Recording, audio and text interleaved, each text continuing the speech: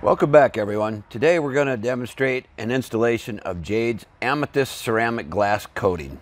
This is a new product that they just came out with, and we're going to show you how to install it here today. What you need to do this installation is a cleaner, like a glass cleaner.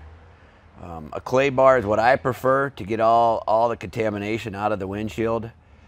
A prep cleaner to prep the glass to make sure any waxes, residues, anything like that is clean and off the windshield.